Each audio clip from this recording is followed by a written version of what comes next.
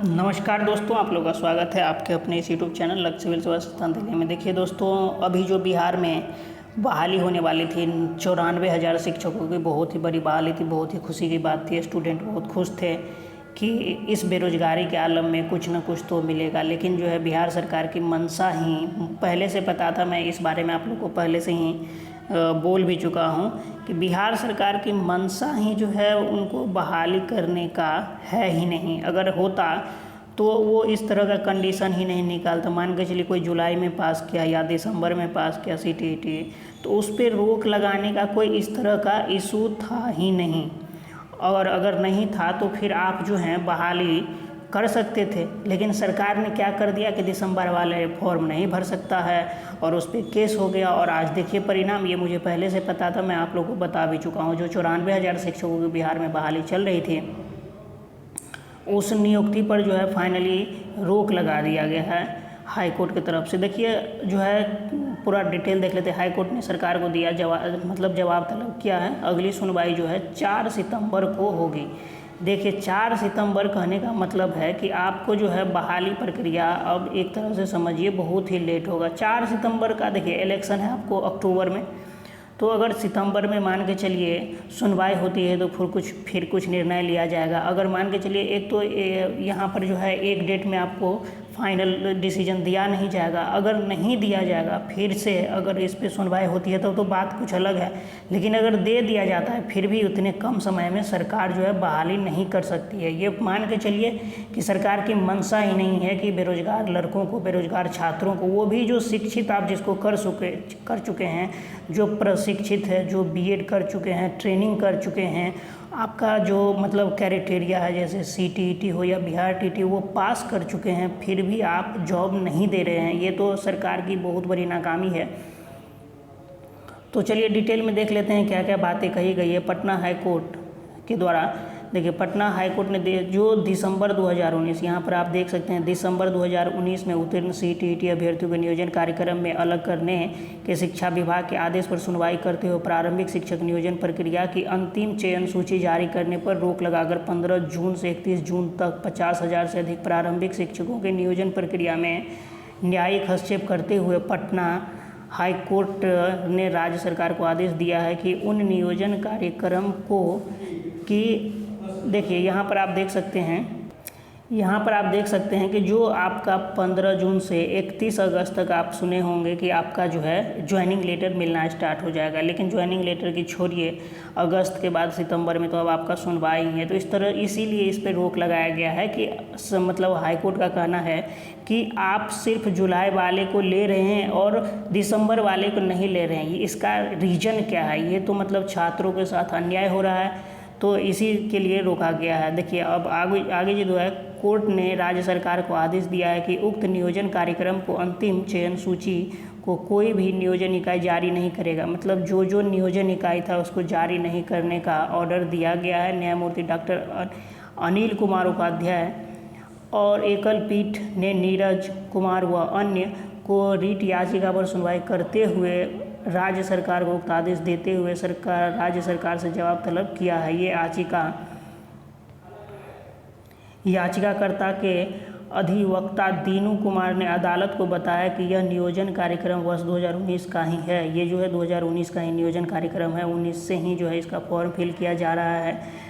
NCTE से मान्यता प्राप्त संस्थानों से जो सेवारत शिक्षक 18 महीने का और जो 18 महीने का डीएलएड किए हुए हैं, डीएलएड कोर्स पास किए थे, उन्हें इस नियोजन कार्यक्रम में आवेदन देने का अधिकार पटना हाईकोर्ट ने संजय कुमार यादव के मामले में पारित आदेश के माध्यम से दिया था। हाईकोर्ट के उक्त आदेश के आलोक में शिक्षा महकमे में एनसीटीई व सरकार के मंतव्य लेते हुए नई अधिसूचना जारी की है। इसमें वर्ष 2019 के शिक्षक नियोजन कार्यक्रम में उपरोक्त डीएलएड अभ्यर्थियों समेत दिसंबर देखिए जो 2019, इसमें वर्ष 2019 में शिक्षक नियोजन कार्यक्रम में उपरोक्त डीएलएड अभ्यर्थी समेत जो दिसंबर में जो 2019 में उत्तीर्ण हुए हैं संयुक्त सीटीईटी पास के अभ्यर्थियों को आवेदन देने का मौका सरकार ने 8 जून को दिया था। लेकिन शिक्षा विभाग ने 15 जून 2020 को विभागीय आदेश निर्गत कर दिए। तो ये इस तरह का मामला है जो मतलब कुछ सही नहीं है। सरकार की अगर मंशा होती तो सरकार ये बात पहले से जानती होगी,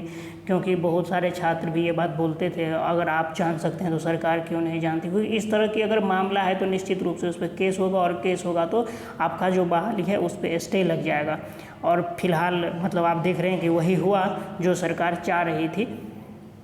तो आपकी बहाली पर जो अब ये आप समझ के चलिए कि बहाली तो इसमें होगा ही नहीं। अब इलेक्शन हो जाए, पहले सरकार बनने दीजिए, सरकार किसकी आती है, वो क्या सोचते हैं, उनको लेना है आपको कि नहीं लेना है, उसके बाद देखा जाएगा, जो होगा सो होगा। 94,000 शिक्षकों, देखिए मामला इसमें भी कुछ दिया हुआ, स्पष्ट किया हुआ है। यहाँ पर जो है विभागीय आदेश निर्गत कर यह स्पष्ट किया गया कि वर्तमान नियोजन इकाई कार्यक्रम में सिर्फ उपरोक्त डीएलएड अभ्यर्थियों के आवेदन अनुमान होगा, और दिसंबर 2019 में उत्तीर्ण हुए कंबाइंड यानी संयुक्त टीईटी अभ्यर्थियों को नियोजन कार्यक्रम में शामिल होने का अवसर नहीं दिया जाएगा। याचिकाकर्ताओं ने 15 जून के राज्य सरकार के आदेश को मनमाना बताते हुए, बिल्कुल ये मनमानी सी बात है। मान के चलिए आप ये कहेंगे कि जो 7 जून को पास हुआ है उसको उस एनआईएस वाले को लूँगा, और जो 8 दिसंबर को पास हुआ उसको नहीं लूँगा। यहाँ तो कुछ तर्क है ही नहीं। तो निरस्त करने की मांग हाईकोर्ट से की है। उक्त मामले में अगली सुनवाई की तिथि आगामी 4 दिसंबर। देखिए सुनवाई आपको अगला 4 सितंबर को होगा। फिलहाल जो है वैकेंसी जो बहाली थी, नियोजन प्रक्रिया थी, उस पर स्टे लग चुका है। तो आप ये निश्चिंत रहे कि अगर आप छात्र हैं जो दिसंबर में पास किए हैं तो आप निश्चिंत हो जाएं, आपको जो है न्याय जरूर मिलेगा। लेकिन जो छात्र पहले से पास करके बहुत पहले से इंतजार कर रहे हैं उनको थोड़ा लॉस है, क्योंकि देखिए इस बेरोजगारी का ये हाल है बिहार में कि लोग खाने को तरसते हैं, और शिक्षा में तो खर्च हो ही रहा है। हर ट्यूशन खर्च, रूम खर्च, जहाँ आप रहते हैं वहाँ खाना, सारा कुछ खर्च हो रहा है, छात्रों को कुछ मिल नहीं रहा है। आप देश में देख सकते हैं कि सरकार हो या कोई भी नेता हो, पोजीशन के हो, अपोजिशन के हो, या कोई भी हो, हर लोग सभी का बात करेंगे। किसान का मान के चलिए पहले बात नहीं होती, लेकिन किसान का बात कर लिया जाएगा, सैनिक का बात कर लिया जाएगा, बेरोजगारों के बारे में बोल दिया जाएगा, अमीरों के बारे में बोला जाएगा, लेकिन छात्र के बारे में, छात्र की समस्या के बारे में किसी के मुंह से एक शब्द भी नहीं निकलता है। यही छात्र कल जाके इस देश के मतलब बड़े से बड़े अधिकारी बनेंगे, इस देश को यही छात्र संभालेंगे। लेकिन इस बेरोजगारों के बारे में किसी के मुंह से एक शब्द भी नहीं सुनने को मिलता है, चाहे वो कोई भी नेता क्यों ना हो, कोई भी लीडर क्यों ना हो, कोई भी ऑफिसर क्यों ना हो। अगर आप छात्र हैं और किसी ऑफिस में कोई काम से जाते हैं तो वहाँ आपको जो ऑफिसर है वो आपको हीन दृष्टि से देखते हैं कि लगता है ये कोई पाप कर रहा है। मतलब आप छात्र हैं तो मतलब समझिए कि आप पाप कर रहे हैं, मतलब इस तरह से देखा जाता है। ये कैसा नीति, कैसी सोच है सरकार का या लोगों का कि भाई उनको पता है कि यही छात्र कल इस कुर्सी पे आएंगे, आज इस कुर्सी पे वो है, उस कुर्सी पे कल वही छात्र जाएंगे।